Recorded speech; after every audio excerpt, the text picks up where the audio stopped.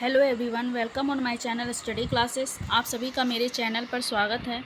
तो फ्रेंड्स, आज हम लोग मोटिवेशन चैप्टर को पढ़ेंगे, जो कि आपके सीटेट एग्ज़ाम या आप किसी भी की टीचिंग एग्ज़ाम की तैयारी कर रहे हैं, चाहे वो केवीएस हो, सुपर टेट हो, यूपी टेट हो, एमपी टेट हो, किसी भी आप टीचिंग एग्ज़ाम की तैयारी कर रहे हैं तो उसके लिए ये जो चैप्टर है वो काफ़ी इम्पॉर्टेंट है, क्योंकि इससे एग्ज़ाम में अक्सर क्वेश्चन पूछे जाते हैं।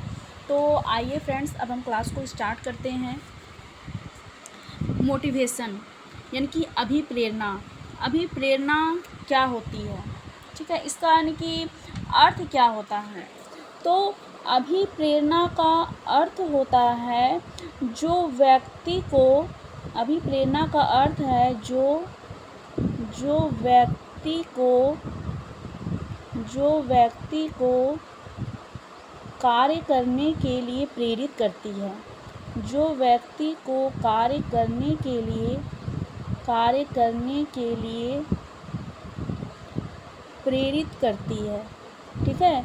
यही जो होती है उसे हम अभिप्रेरणा यानी कि मोटिवेशन कहते हैं। अभिप्रेरणा, मोटिवेशन जो है, ये मोटिवेशन जो शब्द है इसकी उत्पत्ति कहाँ से हुई है। तो मोटिवेशन शब्द की उत्पत्ति जो हुई है वो लैटिन शब्द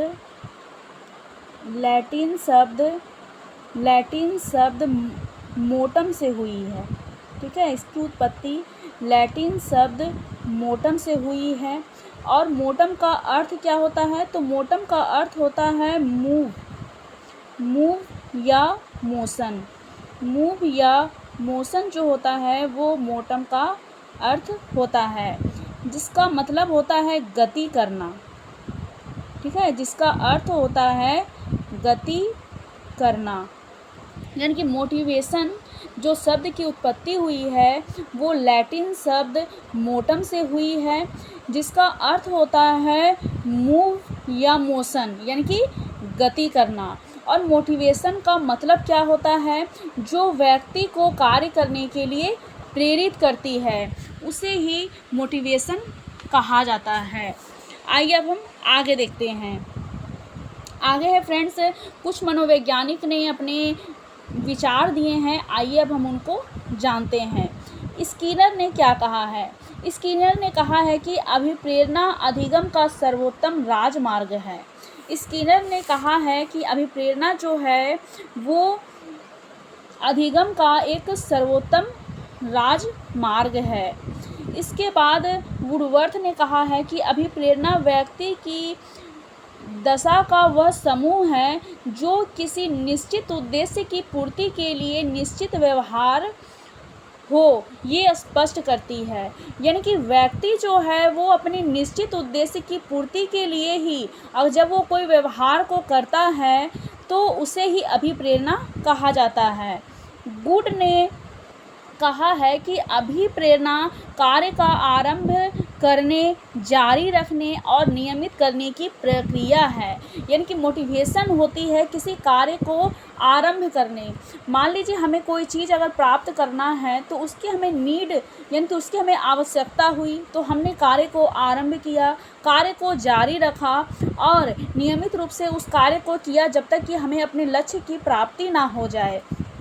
फिर मैकडूगल ने कहा है कि अभिप्रेरणा वे शारीरिक और मनोवैज्ञानिक दशाएं हैं जो किसी कार्य को करने के लिए प्रेरित करती हैं। तो इस तरीके से कुछ मनोवैज्ञानिक हैं जिन्होंने अपने अपने विचार दिए हैं, उसको मैंने यहाँ इंक्लूड किया है ताकि इस एग्ज़ाम में इन मनोवैज्ञानिक ने क्या कहा है, इनके कथन से संबंधित भी क्वेश्चंस पूछे जाते हैं, तो आप इनको ध्यान में रखें। जिसमें कि स्किनर ने जो कहा है इसको आप मोस्ट इम्पॉर्टेंट रूप से ध्यान में रखें कि स्किनर ने क्या कहा है। इन्होंने कहा है कि अभिप्रेरणा अधिगम का सर्वोत्तम राजमार्ग है, क्योंकि इससे एग्ज़ाम में क्वेश्चन पूछे जाते हैं। आइए अब हम आगे देखते हैं। तो फ्रेंड्स, इस तरीके से हमने देखा कि अभिप्रेरणा के बारे में विभिन्न मनोवैज्ञानिकों ने अपने अपने विचार दिए हैं। आइए अब हम इसे एक शॉर्ट रूप में समझते हैं कि अभिप्रेरणा क्या होती है। यानी कि अभिप्रेरणा का जो नेचर होता है, अभिप्रेरणा का नेचर यानी कि इसका जो स्वरूप है वो क्या होता है। यानी कि अभिप्रेरणा जो होती है वो आंतरिक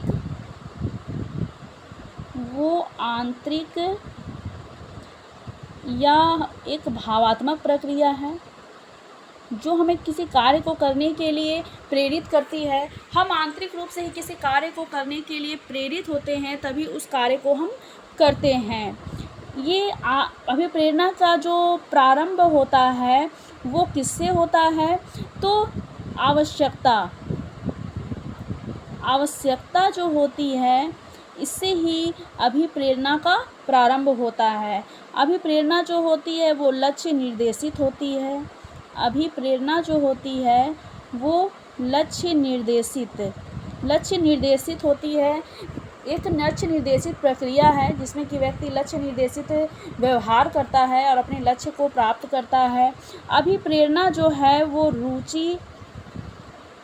रुचि और ध्यान केंद्रित प्रक्रिया है।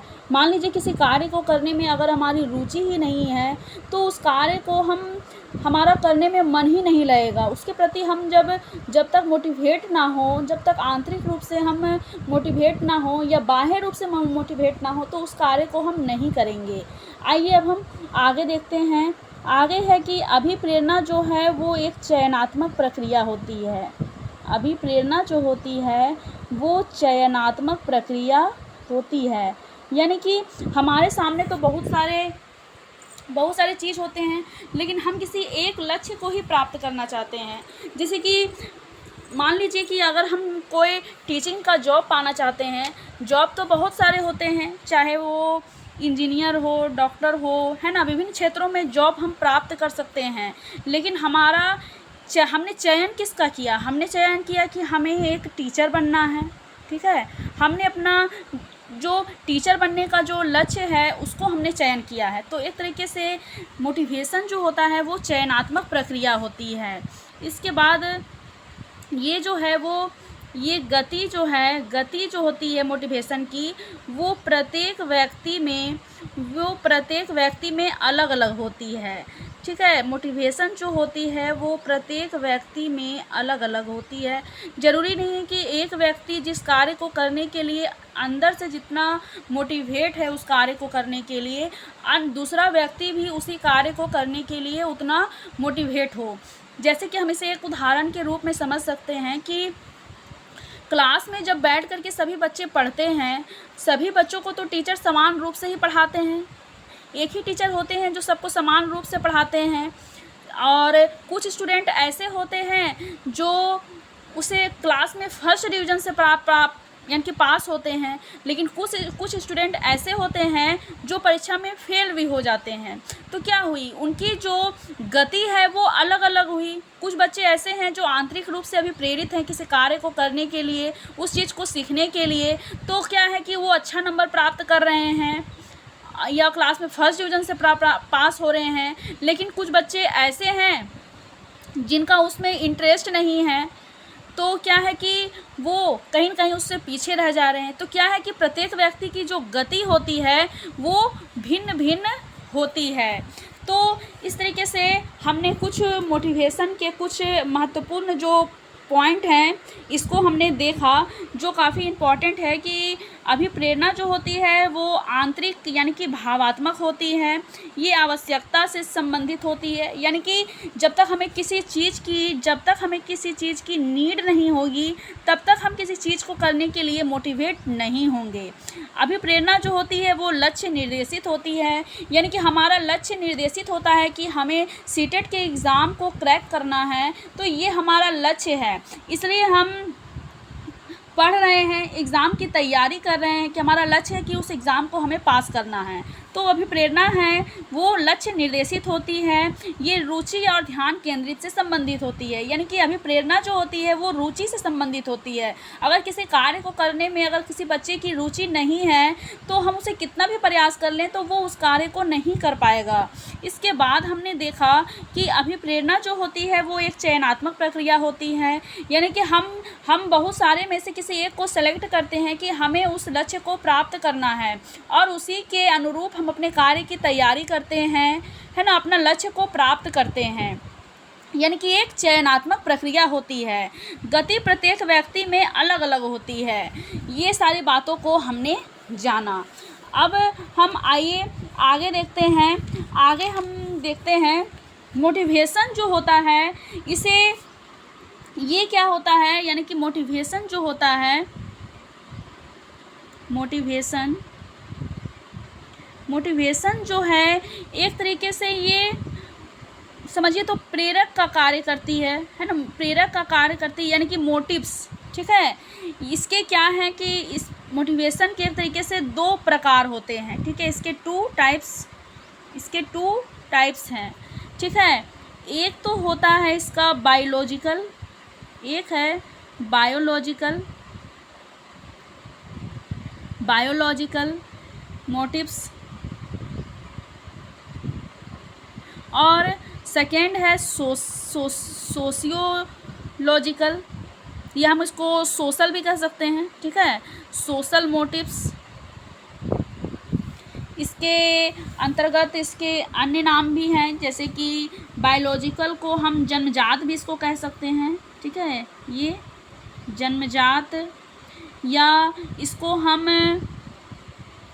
आइए इसको हम नेक्स्ट स्लाइड में डिटेल से देख लेते हैं, ठीक है। इसमें तो इसके टू टाइप्स हैं। पहला तो है बायोलॉजिकल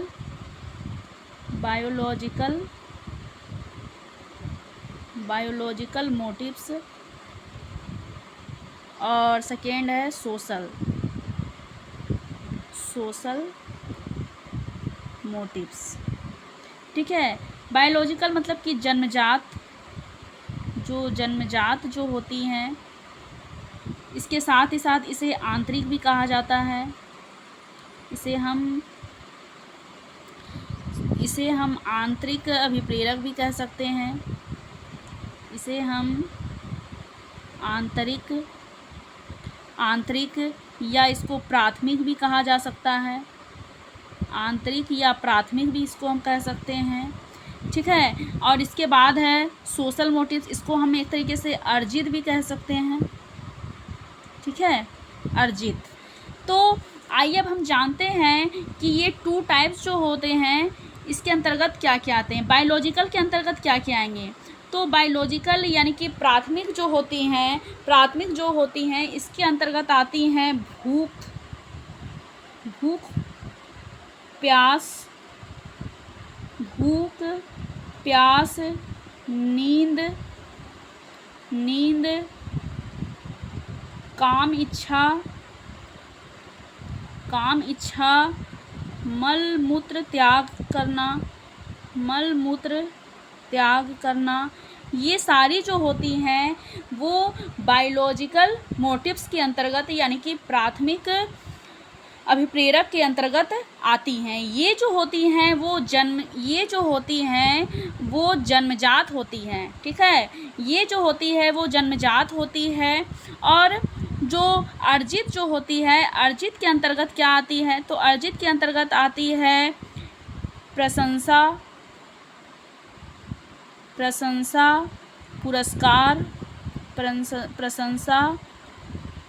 पुरस्कार, दंड, ये सारी जो होती हैं वो अर्जित अभिप्रेरक यानी कि या जिसे हम बाह्य अभिप्रेरक भी कहते हैं, इसके अंतर्गत ये आती है। आइए अब हम आगे देखते हैं। इसे हम एक उदाहरण के रूप में पहले तो हम समझते हैं कि ये मोटिवेशन जो होता है आखिर वो क्या होता है, ठीक है। मान लीजिए एक व्यक्ति है, मान लीजिए आप हैं, ठीक है, आपको भूख लगी, तो क्या हुआ कि भूखा व्यक्ति जो है, यानी कि भूख जो है व्यक्ति की क्या है, ये भूख व्यक्ति की आंतरिक अवस्था है। ये भूख जो है वो व्यक्ति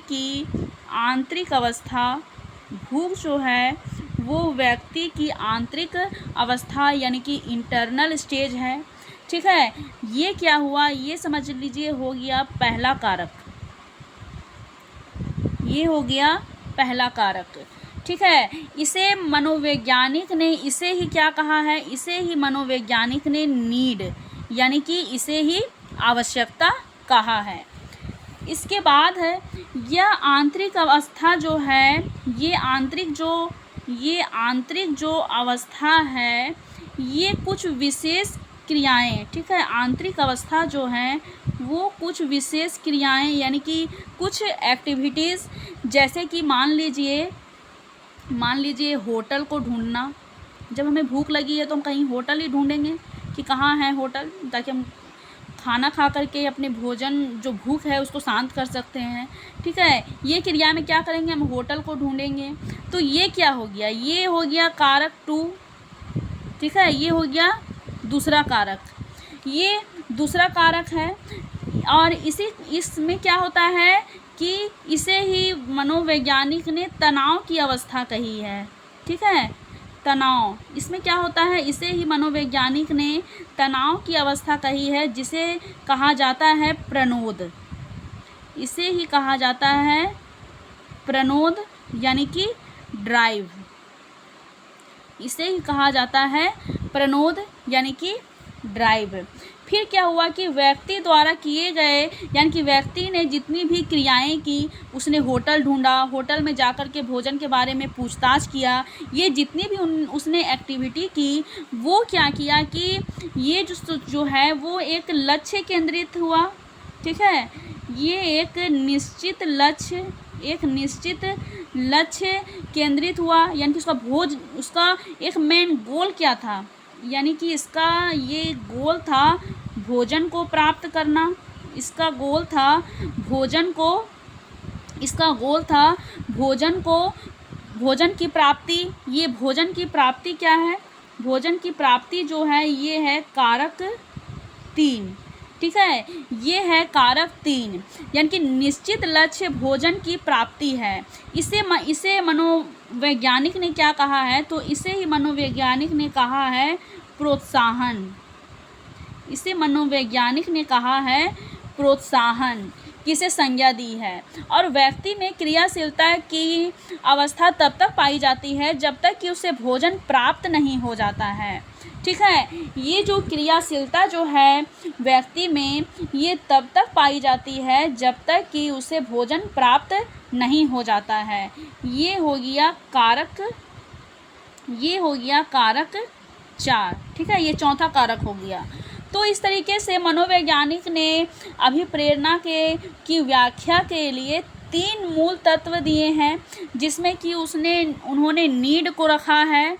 ठीक है, नीड यानी कि आवश्यकता, फिर प्रनोद यानी कि ड्राइव, इसके बाद इन्होंने रखा है प्रोत्साहन को। ठीक है, ये सारी जो चीज़ें हैं इसे आवश्यकता अंतर्नोद प्रोत्साहन सूत्र भी कहा जाता है। ठीक है, इसे क्या कहा जाता है, तो इसे आवश्यकता, इन सारी ये जो जितनी भी प्रक्रिया मैंने आप लोग को अभी बताया है, इसे कहा जाता है आवश्यकता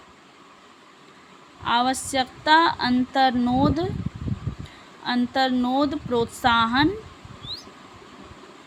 प्रोत्साहन सूत्र। ठीक है, इसे आवश्यकता अंतर्नोद प्रोत्साहन सूत्र कहा जाता है, यानी कि इसे हम इंग्लिश में कहेंगे नीड ड्राइव। इसे हम कहेंगे नीड ड्राइव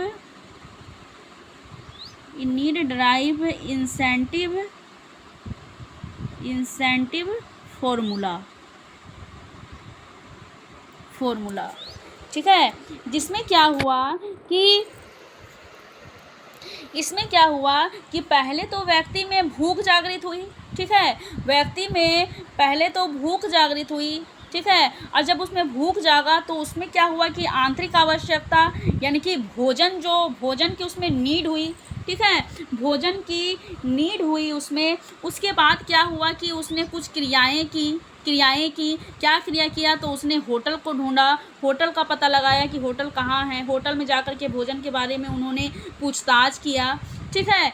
इससे क्या हुआ कि उसमें तनाव उत्पन्न हुआ, व्यक्ति में तनाव उत्पन्न हुआ और इसी को कहा जाता है प्रनोद। यानी कि ये है इसी जो ये जो क्रिया जो हुई, इसी क्रिया को कहा जाता है ड्राइव। इसके बाद क्या हुआ कि व्यक्ति का एक लक्ष्य है, यानी कि उसका एक गोल है। गोल क्या है?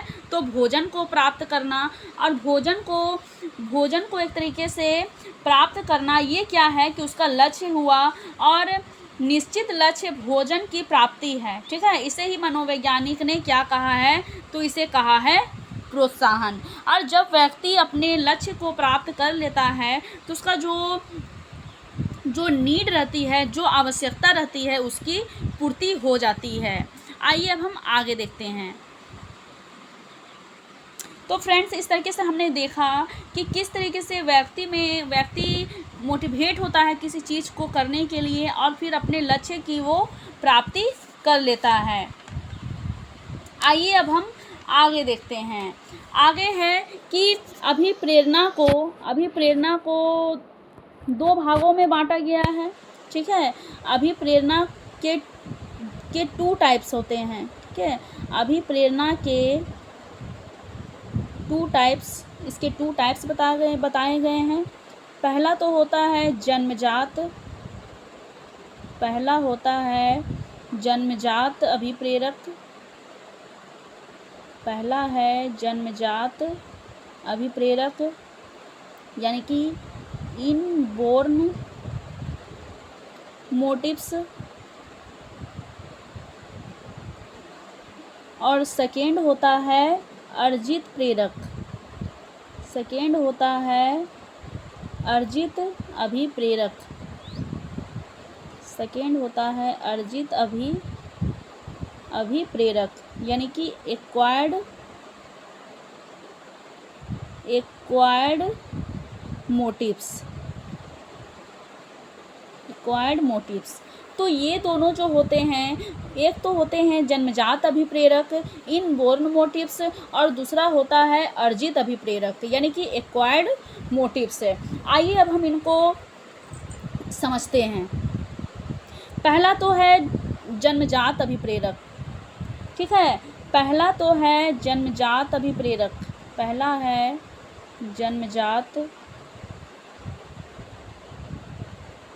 है जन्मजात अभिप्रेरक, यानी कि इनबोर्न मोटिव्स। ठीक है, आइए अब हम इनको देखते हैं। ठीक है, तो जन्मजात अभिप्रेरक क्या होता है? जन्मजात अभिप्रेरक ऐसे अभिप्रेरक को कहा जाता है जो व्यक्ति में जन्म से ही मौजूद होते हैं। ठीक है, जो व्यक्ति में जन्म से ही मौजूद होते हैं उसको ही कहा जाता है जन्मजात अभिप्रेरक। ठीक है, और ये जो इसे एक तरीके से क्या कहा जाता है? तो ये जो अभिप्रेरक है इसे एक तरीके से शारीरिक अभिप्रेरक भी कहा जाता है। इसे शारीरिक अभिप्रेरक, यानी कि फिजियोलॉजिकल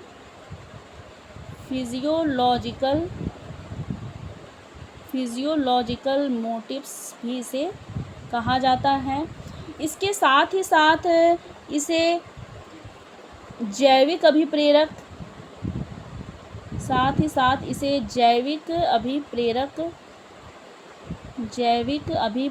यानी कि बायोलॉजिकल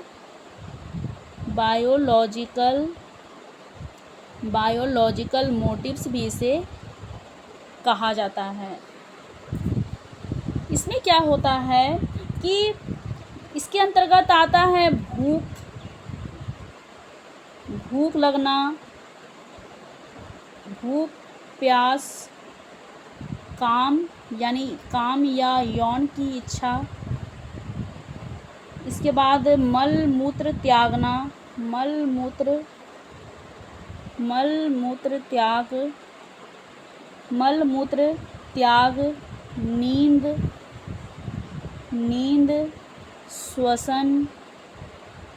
नींद, श्वसन, ये सारी चीज़ें जो होती हैं वो जन्मजात अभिप्रेरक के अंतर्गत आती हैं, यानी कि ये जो होती हैं वो जन्म से ही व्यक्ति में मौजूद होती हैं।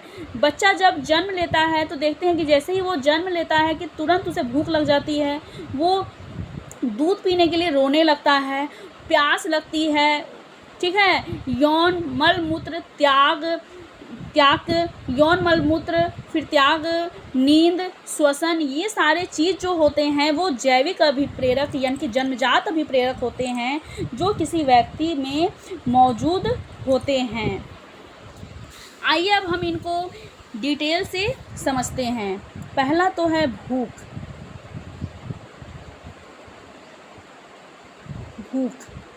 ठीक है, आइए अब हम इनको समझते हैं।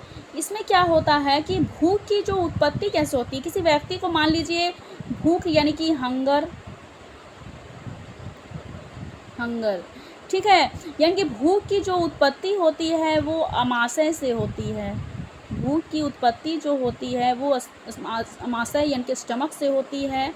यानी कि स्टमक की मांसपेशियों में जब इसमें क्या है कि इसमें जब संकुचन होता है, जब इसमें संकुचन होता है तो अमाशय खाली हो जाता है। इसमें संकुचन तेज़ी से होता है, जिसमें क्या होता है कि व्यक्ति को, जब इसमें संकुचन होता है तो इसी में क्या होता है कि व्यक्ति को भूख की आवश्यकता होती है। उसे एहसास होता है कि मुझे भूख लगी है, ठीक है। भूख अभिप्रेरक जो होती है, भूख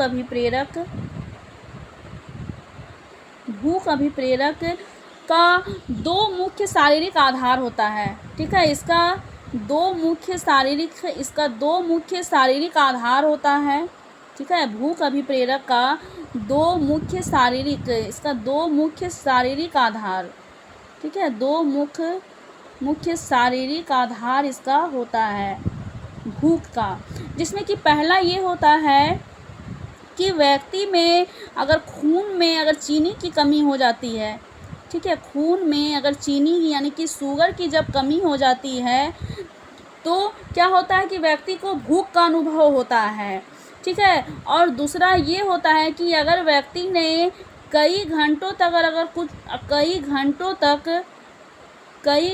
तक अगर व्यक्ति ने भोजन नहीं किया है, भोजन अगर नहीं करता है तो इससे क्या होता है कि व्यक्ति का जो यकृत होता है, यानी कि व्यक्ति का यकृत यानी कि उसका जो लीवर होता है, लीवर की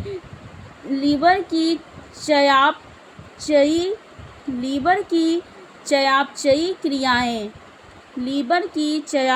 क्रियाएं यानी कि मेटाबॉलिक जो प्रोसेस है, यानी कि मेटाबॉलिक प्रोसेस में क्या होता है कि इसमें परिवर्तन होता है, जिसका सूचना किसको मिलता है, जिसका सूचना जो है वो ब्रेन को मिलता है, और मस्तिष्क के हाइपोथैलेमस, ठीक है, ब्रेन के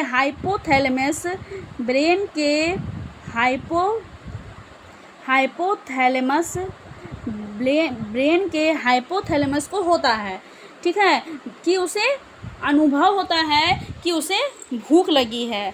तो ये दोनों जो है वो भूख के अभिप्रेरक हैं जो मुख्य रूप से शारीरिक इसका आधार होता है, ठीक है। आइए अब हम आगे देखते हैं। आगे है प्यास। अब नेक्स्ट है प्यास। इसके बारे में हम जानेंगे कि आखिर किसी व्यक्ति को प्यास की जो अनुभूति होती है वो कैसे होती है, ठीक है। ये दूसरी जन्मजात अभिप्रेरक होती है प्यास, और इसे एक तरीके से समझिए तो जो केनन जो है मनोवैज्ञानिक हैं केनन, उन्होंने 1932 में इसे प्यास का स्थानीय सिद्धांत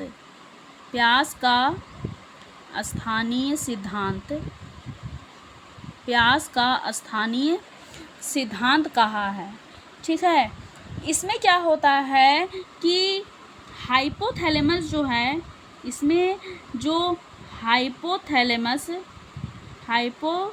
हाइपोथैलेमस जो होती है, हाइपोथैलेमस तथा पीयूष ग्रंथि, ठीक है, हाइपोथैलेमस तथा पीयूष ग्रंथि, हाइपोथैलेमस तथा पीयूष ग्रंथि जिसे कि पिट्यूटरी ग्लैंड भी कहा जाता है, में एक विशेष प्रकार का इन दोनों से क्या होता है कि एक विशेष प्रकार का हार्मोन क्या है कि इससे रिलीज होने लगता है, जिसे क्या कहा जाता है, इस हार्मोन को क्या कहा जाता है, तो इस हार्मोन को कहा जाता है एंटीड्यूरेटिक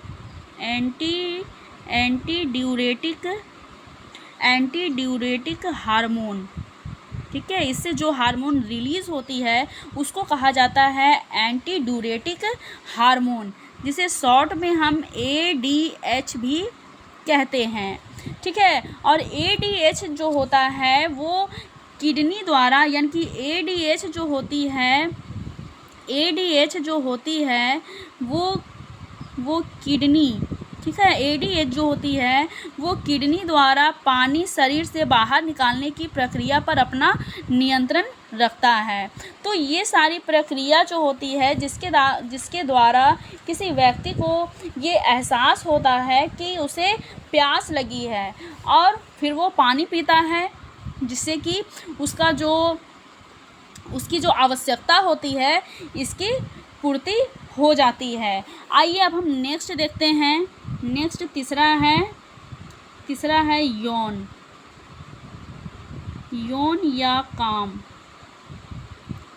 या काम इच्छा या सेक्स। इसमें ये क्या होता है कि ये एक तरीके का, समझिए तो ये एक तरीके का सामाजिक अभिप्रेरक होता है। ये जो होता है वो एक तरीके का सामाजिक अभिप्रेरक होता है, इसे माना जाता है, जिसमें क्या होता है कि व्यक्ति को दूसरे व्यक्ति के साथ अंतःक्रिया इसमें करना होता है, ठीक है। यौन जो होती है ये एक तरीके से ये क्या होती है, तो ये एक जन्मजात अभिप्रेरक कहलाती है, ठीक है। ये एक जन्मजात अभिप्रेरक कहलाती है। जैसे कि मान लीजिए भूख और प्यास एक ऐसी अभिप्रेरक है, मान लीजिए भूख और प्यास, ठीक है, भूख प्लस प्यास एक ऐसी अभिप्रेरक है जिसकी संतुष्टि अगर किसी व्यक्ति में नहीं होती है, तो व्यक्ति क्या है कि अगर इसकी संतुष्टि व्यक्ति में नहीं होगी तो व्यक्ति क्या है कि जीवित नहीं रह पाएगा। अगर व्यक्ति को भोजन ना मिले और उसे पानी ना मिले तो क्या वो जीवित रह पाएगा? वो जीवित नहीं रह पाएगा, उसकी मृत्यु हो जाएगी। लेकिन अगर किसी व्यक्ति को यौन या काम की संतुष्टि किए बिना भी वो जिंदा रह सकता है, ठीक है। यानी कि भूख और प्यास के बिना तो वो जीवित नहीं रह सकता है, लेकिन यौन की अगर उसमें संतुष्टि नहीं हो रही है तो उसके बिना भी व्यक्ति क्या है कि जीवित रह सकता है, ठीक है। भूख और प्यास कुछ खास तत्व हैं, कुछ खास तत्व की कमी पाई जाती है, परंतु यौन अभिप्रेरक जो होता है वो किसी तत्व की कमी से नहीं होता है। तो फ्रेंड्स, इस तरीके से हमने देखा कि यौन अभिप्रेरक के अंतर्गत क्या आते हैं और इसके क्या इम्पोर्टेंस हैं, इसको हमने देखा। आइए अब हम नेक्स्ट अभिप्रेरक को देखते हैं। आंतरिक अभिप्रेरक के अंतर्गत जो आते हैं नेक्स्ट अभिप्रेरक जो हैं उसको हम देखते हैं। अब हमारा नेक्स्ट अभिप्रेरक है नींद। 4th नंबर में है नींद, यानी कि स्लीप। जिस तरीके से हमारा खाना ज़रूरी है, पानी पीना जो ज़रूरी है, उस तरीके से हमारे लिए सोना भी तो ज़रूरी है। अगर हम सोएंगे नहीं तो एक तरीके से क्या है कि अपने आप को हम एक्टिव महसूस नहीं कर पाएंगे। किसी भी कार्य को करने के लिए व्यक्ति का जितना जागना ज़रूरी है, जितना उसका अंदर से मोटिवेट होना ज़रूरी है, उतना ही उसके लिए सोना भी ज़रूरी होता है। नींद जो होती है वो 2 प्रकार की होती है। नींद जो होती है वो 2 टाइप्स की होती है, ठीक है। इसे मैं शॉर्ट में बता देती हूँ, इतना इसे डिटेल में समझना ज़रूरी नहीं है। नींद जो होती है वो 2 प्रकार की होती है। पहला होता है तीव्र आँख गतिक तीव्र आँख गतिक नींद, जिसे कहते हैं rapid eye movement, rapid eye movement sleep, और इसको शॉर्ट में कहते हैं REM स्लीप। ठीक है, इसका नेक्स्ट नींद है अतीव्र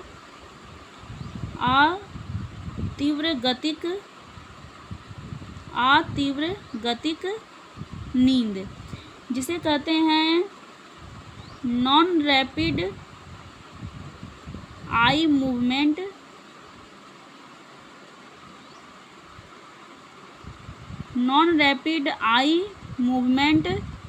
स्लीप, जिसे शॉर्ट में हम कहते हैं नॉन REM स्लीप। आइए अब हम इसे थोड़ा डिटेल से थोड़ा समझ लेते हैं। ठीक है, ये क्या होती है इसके बारे में हम जान लेते हैं। पहला तो है तीव्र आँख गतिक नींद। इसमें क्या होता है कि इसमें व्यक्ति को गहरी नींद नहीं आती है। ठीक है, इसमें क्या होता है कि व्यक्ति को नींद जो होती है वो गहरी नींद नहीं आती है। इस तरह की नींद में व्यक्ति क्या होता है कि वो आधा सोता है और आधा वो जगता है। यानी कि सामान्य नींद का सिर्फ वो 20% ही होता है कि वो इसमें नींद ले पाता है। यानी कि इसमें जो होता है वो एक तरीके से इसे क्या कहेंगे, तो एक तरीके से इसे जो कहा जाता है वो कहा जाता है स्वप्न नींद। इसे एक तरीके से स्वप्न नींद यानी कि ड्रीम स्लीप भी कहा जाता है। ठीक है, ये समय बीतने के साथ साथ ये जो होती है वो घटते जाती है। मान लीजिए यानी कि कुल बच्चों में 50% नींद जो होती है, जो 50% नींद जो होती है वो जो बच्चा जो होता है वो 50% नींद अगर पूरा करता है, तो जो वयस्क व्यक्ति जो होते हैं वो मात्र 20% ही नींद को पूरा कर पाते हैं। आइए अब हम नेक्स्ट को देखते हैं।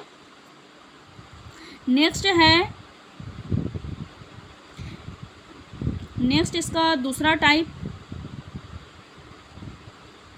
इसके दूसरे टाइप को हम देखते हैं। इसका बी नंबर में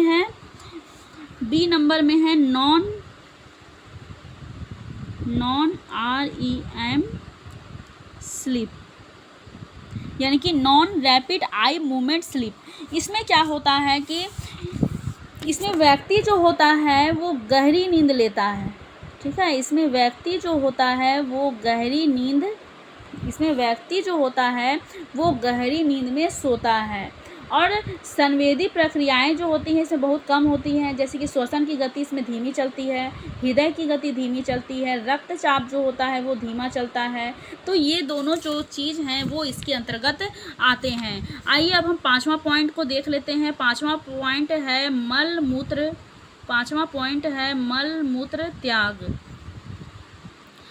मूत्र त्याग। ठीक है, यानी कि इलिमिनेटिव मोटिव,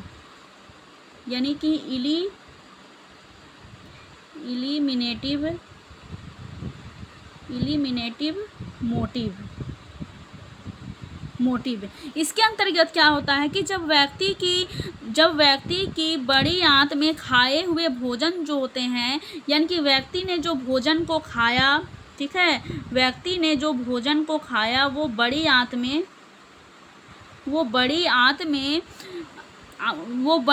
यानी कि अवशिष्ट पदार्थ अधिक जम जाता है। तो क्या करता है कि व्यक्ति जो है अपना मल मूत्र को त्याग करता है। ठीक है, मल मूत्र को त्याग करना अभिप्रेरक उसमें उत्पन्न होता है, और उसको जब त्याग कर लेता है तो व्यक्ति का जो अभिप्रेरक होता है, जो मोटिव होता है, वो शांत हो जाता है। ठीक है, तो ये सारी चीज़ें जो होती हैं वो इसके अंतर्गत आती हैं। तो फ्रेंड्स, इस तरीके से आज हमने इसके जो जैविक अभिप्रेरक थे, ठीक है, उसको हमने देखा कि जैविक अभिप्रेरक या आंतरिक या जन्मजात अभिप्रेरक के अंतर्गत कौन कौन से टर्म हैं जो आते हैं, उसको हमने देखा, उसको हमने जाना। तो फ्रेंड्स, आज के लिए बस इतना ही। और जो मोटिवेशन का जो चैप्टर है, ये चैप्टर काफ़ी लॉन्ग है, तो इसे हम थोड़ा थोड़ा कर कर ही समझेंगे। अगर एक ही क्लास में अगर पूरा करा दिया जाए तो चीज़ें भी आपको उतनी अच्छी तरीके से समझ में नहीं आएंगी। तो आज हमने पढ़ा कि मोटिवेशन क्या है, मोटिवेशन के बारे में कुछ मनोवैज्ञानिकों ने अपने तथ्य दिए, उनको हमने देखा। इसके बाद हमने जाना कि मोटिवेशन जो होती है वो 2 टाइप्स की होती है। एक होती है जन्मजात होती है और दूसरी जो होती है वो अर्जित होती है। आज हमने जन्मजात के इसके जो पॉइंट थे, भूख, प्यास, नींद, मल मूत्र त्यागना, काम की इच्छा, इनको हमने डिटेल से आज समझा। अब नेक्स्ट क्लास में हम इसके जो अर्जित जो मोटिव वो हैं, यानी कि जो बाह्य हैं, उनको हम डिटेल से समझेंगे। फिर इसका मोटिवेशन का जो अभी प्रेरणा का जो चक्र है, इसको हम जानेंगे। तो इसको हम नेक्स्ट वीडियो में डिटेल से कवर करेंगे। तो फ्रेंड्स, आज की अगर वीडियो आपको अच्छी लगे तो इसे आप लाइक ज़रूर करें। एंड अगर आपने मेरे चैनल को सब्सक्राइब नहीं किया है तो मेरे चैनल को आप सब्सक्राइब करें। आज के लिए बस इतना ही। Thank you.